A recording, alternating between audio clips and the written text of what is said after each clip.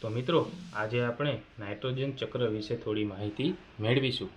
આપણને ખ્યાલ છે કે વાતાવરણની અંદર ઘણા બધા પ્રકારના વાયુઓ રહેલા છે કે જેની અંદર નાઇટ્રોજન વાયુ એ સૌથી વધુ માત્રામાં રહેલો છે. વાતાવરણની અંદર નાઇટ્રોજન વાયુ એ 78% જેટલો છે. નાઇટ્રોજન વાયુ એ નિષ્ક્રિય વાયુ છે. નાઇટ્રોજન વાયુ એ બધા સજીવો માટે એક આવશ્યક ઘટક છે. નાઇટ્રોજન વાયુ એ પ્રોટીન, ક્લોરોફિલ, ન્યુક્લિક એસિડ તેમજ વિટામિન્સમાં હાજર હોય છે. હવે નાઇટ્રોજન વાયુ એ જમીનની અંદર હોય છે, વાતાવરણની અંદર પણ હોય છે. વાતાવરણનો નાઇટ્રોજન છે એ નાઇટ્રોજનનું સ્થાપક બેક્ટેરિયા અને નીલહરિત લીલ દ્વારા વાતાવરણીય નાઇટ્રોજનનું સ્થાપન થાય છે. તેમાંથી બેક્ટેરિયા દ્વારા સ્થાપિત નાઇટ્રોજનનું ક્ષારોમાં રૂપાંતરણ થાય છે.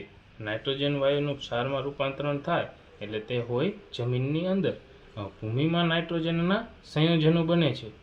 એ સંયોજનો તે વનસ્પતિઓ દ્વારા ઉપયોગમાં લેવાય છે. વનસ્પતિઓ તેના મૂળ દ્વારા નાઇટ્રોજનનો ઉપયોગ કરે છે અને તે વૃદ્ધિ પામે છે.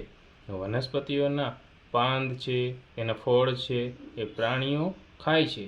અલગ અલગ પ્રકારના પ્રાણીઓ તે વનસ્પતિઓને ખાય છે. અમુક પ્રાણીઓ વનસ્પતિના પાન ખાય છે, અમુક પ્રાણીઓ વનસ્પતિના ફળ ખાય છે. હવે તે પ્રાણીઓ એક સમયે મૃત્યુ પામે છે અથવા પ્રાણીઓ ઉત્સર્જન દ્વારા તે નાઇટ્રોજનનો કચરો જમીનની અંદર સ્થાપન થાય છે. પાછું જમીનની અંદર નાઇટ્રોજનના સંયોજનો બને છે. અને આપણને ખ્યાલ છે કે વર્ષા ઋતુની અંદર જ્યારે વીજળીનો ચમકારો થાય છે ત્યારે વાતાવરણમાં રહેલો નાઇટ્રોજનનું સ્થાપન એ જમીનની અંદર થાય છે. જ્યારે વીજળી જમીન પર પડે છે ત્યારે નાઇટ્રોજન વાયુ જમીનની અંદર તેના સંયોજનો બનાવે છે. તે સંયોજનો બેક્ટેરિયા નાઇટ્રોજન યુક્ત સંયોજનમાંથી નાઇટ્રોજનને વાયુમાં ફેરવે છે. એ સંયોજનો બેક્ટેરિયા ગ્રહણ કરે છે અને નાઇટ્રોજન યુક્ત સંયોજન ગ્રહણ થાય પછી તે બેક્ટેરિયા પાછા નાઇટ્રોજનને વાયુની અંદર ફેરવે છે અને વાતાવરણમાં નાઇટ્રોજન છોડે છે. આ રીતે નાઇટ્રોજનનું ચક્ર સતત ચાલ્યા રાખે છે.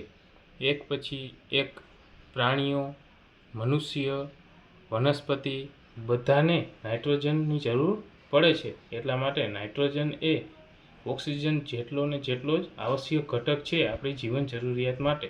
તો નાઇટ્રોજનનું ચક્ર ખોરવાય નહીં એના માટે આપણે શું કરવું જોઈએ? નાઇટ્રોજનનું ચક્ર ખોરવાય નહીં એના માટે આપણે વૃક્ષો વાવવા જોઈએ, પ્રાણીઓનું સંરક્ષણ કરવું જોઈએ. તો આ હતું આપણું નાઇટ્રોજન ચક્ર.